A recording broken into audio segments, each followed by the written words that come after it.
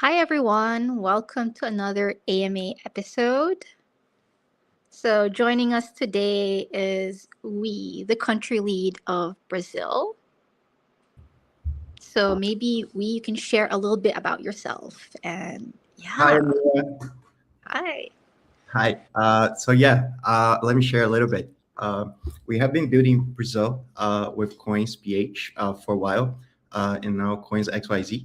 So, we're glad to talk to you today, and try to see how we can connect more the Philippines with Brazil. Yeah. And what got you started in really championing and pushing for crypto? Because, this is one of the things we're really passionate about. And maybe you can share a little bit about that. Oh man, that's deep one. I think that was 2017. Not 2016, 17. I got out of a investment banking job to work with crypto. Back then, it was mostly Bitcoin, and until that time, we thought the ETF was going to come out in 2018. That was a bit early, and then took a few years for that to happen. Eventually, it happened, and but what really took me back then, I would say, was the how Bitcoin could maintain purchasing power if you were patient enough to wait a few years. Yeah, and right now, we were really bullish already on crypto, Bitcoin, Ethereum, and right now, even though you don't believe in crypto, it's becoming like the invisible rail. So, this is something that is becoming stronger and stronger and key for mass adoption. So, from your perspective, how is the crypto market in Brazil different from Philippines in terms of maturity, regulation, and real world use cases, and also the invisible rail piece? Do you have to know crypto to actually use crypto?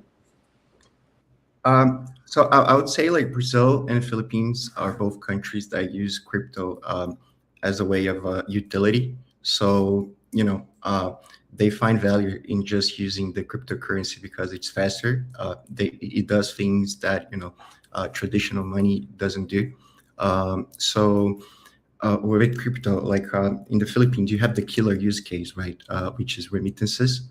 In Brazil, I would say you see more of stable coins among retail as an investment product. Not so much not as much as in the Philippines for remittance, but a lot as a way to invest, like as an alternative asset class.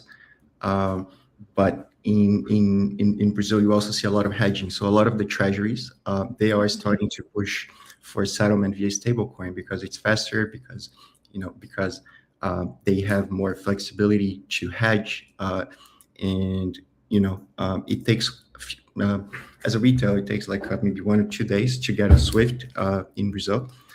Not so much as a corporate, but the way we see it coming from inside out. Those treasuries are likely, going to push a lot of this initial volume in Brazil. Yeah, really interesting that you mentioned these bigger players are looking into crypto. So in the Philippines, there's a big part of the Philippines that's underbanked. Is this also the same thing in Brazil? Is there also retail users hedging and looking into crypto and using that to store money, invest, trade? Yeah, I would say like that's one of the because like in the Philippines you have such a bigger killer use case for remittances, and when you come, let's say, to Latin America, it's a bit spread. You have huge inflation in Argentina, and then right next side you have Brazil. So the way people look at crypto is a little bit different, um, but yeah, I would say like the corporates are adopting first as a way of utility, not as a way of investment. Um, that's what we see here, and also of course like the immigrants, like the OFWs, sending money back. they need more infrastructure. Brazilians, I mean, just like the Filipinos abroad, they are able to use Coins.ph. That's what we are trying to build here as well. Yeah, it's faster, cheaper. There's no like banking hours or banking days where it's closed on the weekend. So like also that really solves a big challenge in like sending money, because you should be able to just instantly send it with minimal fees, especially for remote workers, for OFWs, regardless of what your job is. So how do you see the Philippines and Brazil forming a strategic corridor and connecting in terms of digital payments, remittances, and is there a broader global expansion strategy coming from Brazil and being spearheaded by Latam? So what we see, and what was the initial demand we had gauged in this strategy, was the fact that the Coins.ph since 2017, and all the years along have been in how you say that, imprinting, or using all the vast guidelines from the Central Bank of the Philippines, and doing all the work that everyone's trying to do now in terms of catching up on the regulatory side. And what we see is that a lot of the merchants, the FX players in Asia that operate through Coins.ph, they also have business in Latam in general, Brazil especially. And this is where we see the initial strategic alliance, like a lot of the merchants, the P2Ps of Asia and the Philippines especially, they also have business here. So yeah, the world's global. Yeah, absolutely. And something like I am like I didn't realize a lot of people didn't know that there's more to coins than just being an exchange. And I am pushing this more out there because we are heavily working B2B and like working with even like receiving your company's payroll in stablecoin and really working with like a lot of these remittance companies, bigger players, OTC, and there's just so much more to us than what people currently know of coins. So maybe you can share a little bit more on that side, on the B2B side. Right. I can share on that for sure because uh, since we came to Coins to lead Coins, and I started pitching about Brazil, um, and then you come to the hard part where how do you build from zero, the whole payments business, the exchange business, and the OTC business in a different country. So that was the first challenge. And we started building that through our liquidity. So making sure we can execute deep volumes, and then it becomes hard to tell the story when you're telling for the first time that you're doing payments, exchange, and trading on OTC. And I think for us, that's when, like, the team, we realized a bit that ad tech is kind of like, we need to learn how to do this because it's I don't think anyone did that before. So that's when we started pushing a lot of on education, and working as a community. We started getting a lot of help from our community. We developed something called Base XYZ, which is our community to support um, creators who want to engage with their audience, and in that sense, we started pushing for a little bit of this movement. We're calling payments, exchange, and education, so PEX. Um, but yeah, that we are growing the community. It's early days.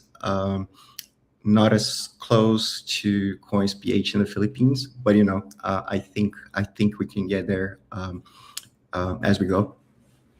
Yeah, so you mentioned liquidity. And before we jump on to the next question, like this has been like if you know type conversation where we actually have like one of the best USDT and USDC rates because of the strategic partnerships we are able to leverage through our team, through Way, and we have like really deep liquidity. So like that is one of our biggest strengths. And right now, it's really pushing it through the PEX program. So, payments, education, exchange. And maybe you can share a little bit more about, yeah, why this is important and a little Right. bit more on the Brazilian market specifically. Okay. So, well, we look at the product in like say a car. How do you use it? It's pretty simple. But when you get to an exchange, especially if you go to a very big exchange, they have so many buttons. You feel like a space rocket. You don't Mm, know where to click. So, it became pretty clear to us that, that's not a product that if you can just, they can go. Like you can buy really fast, but you don't know what you're doing. Like, what's the point? So the whole point we think is that people learn to use the product with us, and let's say like in the car industry, maybe that's after sales, but that would be pre-sales. The education, we think in our business come pre-sales or before anyone do anything. So base xyz is totally free. We offer courses. We like in Brazil, a very big deficiency is people don't speak English a lot. It's still quite hard. So we started offering like free English courses to the community, crypto English. So that's how we see education around the whole ecosystem. yeah, I love that, especially because crypto and blockchain can be an intimidating topic. Last time we had Anastasia here, we were talking about grandmas using crypto, and that should be like a normal thing rather than like we're joking about it or laughing about it. And Yeah, yeah, like this is really important, the base XYZ with the community and the support and answering the questions. So people are afraid of like looking stupid or trying something for the very first time, or like they open the app and this is crypto. But it's less about that and more about there's the investing piece, there's just AI, there's just so much more. And can you share a little bit about like supporting real adoption instead of purely speculation? yeah. So Brazil is quite unique in the way culture spreads, like mimetic culture, for instance, or games. And for some reason, like there is a generalized bad interpretation that gambling is an investment. Mm. And, we don't think that's a way to grow financial consciousness or not even way to pursue like financial stability. So, given all the inflation we have going on, given all the bad products and the bad supervisory of those products, that let them being offered for retail without any protection, whatever. So we started educating because of that. We think crypto is a revolutionary thing. It's going to change a lot of things here. In Brazil, the legal side, the regulatory side, just became 100% clear. So, like within a year, everything should be quite well regulated in terms of infrastructure, supervisory. So, yeah, I think the education comes first here. Yeah, interesting. You mentioned like the regulation is coming like in a year, and like that's becoming more concrete. Oh, there are some people who fight against regulation. Like, what is your take on this? And how big of a role is regulation in terms of like really pushing for mass adoption, especially with the bank and the Web2 big players, fintech side of things? Um, for us, it's going to be a great thing because it's going to give us clarity on how things are going to play out. It gives the justice system a way to also interact with crypto and make it legit, acceptable. But what we see is that uh, as far as Brazil goes, we were expecting a much lighter regulation, but it turned out it became quite heavy, both capital wise and regulatory wise in terms of systems and controls. and reporting in Basel style guidelines. So yeah, so overall, like that's what we were preparing for. That was our thesis as we started to um, build in what we call the global south. So that was the thesis. Since 2022, we have been following regulation down here, and we're ready for it. Yeah, amazing. So, how is Coins innovating in international remittances, digital payment flows, and what role does stable coins like USDT and USDC play in that infrastructure? Right. So I don't think we call it innovation. Innovating here was just doing it before. Like I told you now, right? We started 2022 preparing the studying Brazil, studying the public consultations, and now we can have bank accounts, and we can have banking grade bank accounts, and we can do cross-border payments. I don't think anything is going to change. Like the market's gonna, it's not gonna retract. Like whatever happens via traditional fiat is gonna keep happening. It's just gonna like increase, right? Um, so the way I see it is like innovating here is just having access to uh, what are the primitives for us, which is stablecoin, which is very hard for traditional players to get access to, because the issuer is different. It's not the central bank or the minting or of the government. Um, and being that having that presence across multiple jurisdictions, I would say that was where we innovated, because doing it without regulations, it's easy, right? You just translate your website and hire a PSP. Yeah. But doing it with the government behind you and approved is a different thing. Yeah, and also we are looking into like yield and like all these product offerings. So there are challenges with regulation, but it is part of the process and part of mass adoption. So a topic I really want to get into is, as automation and AI evolves, like how do you see AI agents potentially entering like the remittance space? Right. I started looking into that, I would say, about 2 years ago, more or less. And then I looked a lot into virtuals back then. Um, you know, Agents started becoming a thing maybe when GPT 3.5 started coming out. And then you have um, a very weak set of agents that I didn't even would say they were agents, but you had a lot of passionate guys like the guys on Bankless talking about AI agents. They had a very good podcast. I'm not sure it's going on anymore, but the agentic framework, I think only over the last 2 months or so have produced have taken us, I would say, to something that would be cool. So for Brazil, we're looking to start looking at those KOL AI influencers to start helping the community to get educated. So if you go to Base XYZ, we have AI agents that can help you learn and can help the community overall.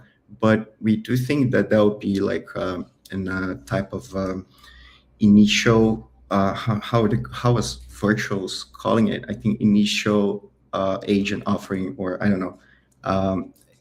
But the agents are gonna be talking to each other. They're gonna be consuming things from each other. uh, I think USDC especially is positioning to be the stable coin of the agentic system, and whether they'll become a layer one on themselves, and we're going to reinvent what a layer one is, but we don't know.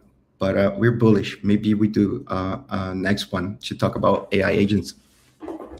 Yeah, I'm really because I like ChatGPT AI. It's just really taking over, and there are people who are afraid of this. But at the same time, it really helps speed up and optimize things. So there's the AI agents in terms of like even influencers and teaching you how to use and like learn crypto, but also there's also AI trading and like the ability, even if you don't know much about trading, like there's that element of there's AI and it can take actions without the emotional bias of a human being. And like, what is your take on AI in connection to trading, especially for new traders and yeah, where we're headed? I, I I usually like to test stuff before I say I haven't tried on trading. You know, I like to trade. I'm taking a break uh, because I don't have time right now. But I would guess, it really depends on your strategy, right? Because the AI is not going to come up with the solution for you unless you guide it to, the very, very high end of what it can do. Because, otherwise it just falls into a normal sequence of people. They're gonna ask, get help me to get rich, and then everyone's gonna ask the same thing, and then the algorithm is not gonna work. Whatever the AI suggests, it works. If everyone asks the same thing, it stops working. So you could expect that, for trading, everyone would be saying the same thing, and that would be leading to everyone not making money because everyone is just doing the same thing. So I would say if you used by a pro, it can be a killer, but it really depends on it's AI assisted, right? You still need a human, so it depends on the quality of what's coming in. Yeah, really great points. And looking forward to see also how the institutions and like the bigger players use the technology of AI to optimize and improve things. Uh, So, yeah, next question is, and our last question is maybe you can share a little bit of like what Brazil is currently doing and what success would look like for the next few years. And how does that tie into the infrastructure for stable coin flow between emerging markets? okay, so we started with trading, as I told you, on the OTC side, and then from the OTC we came to the exchange. And now we're going to the payments. We already run payments, but we want to run it in a much scalable manner. We recently, announced a partnership with Veeam, our client that does payroll. So, that's a use case we've seen growing a lot. And that's been, requiring us to also apply for payments license. So, in addition to applying to the VASP license, which just came out, in Brazil. We are also applying for a payments license to be able to run this demand from Asian merchants. So right now we're strongly building payments and running our trades for the institutional side. Yeah, really great. And then, like earlier in our call, prior to this AMA, we were talking about events coming up in Latam. Where can people find you guys, and like what events are coming up for the Coins XYZ Brazil team? We have blockchain Rio. We have Mendoza in Argentina. We're going, and our team ourselves. We're still a small team here. We'll be gathering and sharing with the community a lot next month. But yeah, Yeah, nice. And where can people learn more about you, about the Brazil team? So it will be dropped in socials, but anything you want to share and invite also like the Filipino community in Latam. So not just Brazil, but like in South America.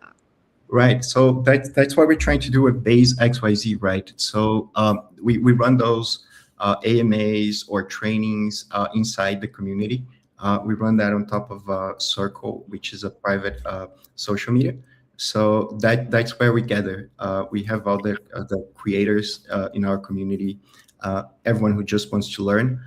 We have a path. You can be an explorer and a creator, or if you want to build, if you are more of a tech person, we also have a special channel and people working there. So Base XYZ on Telegram, in on all our social media. It's Coins.xyz Brazil, Brazil with S, and that'll be the handle for all the social media. Yeah, thank you so much. And any last things you want to share with the community? AI agents. We come back to talk about AI agents. Yeah, and guys, like if you guys have specific questions, drop them below so that we can include those in future topics. So thank you so much for joining us, and thanks for introducing Coins XYZ Brazil. Looking Thank you. forward to more conversations between the two. And yeah, thank you everyone for tuning in. Cool. Thank you. Thank Thanks, you. guys. Till the next one.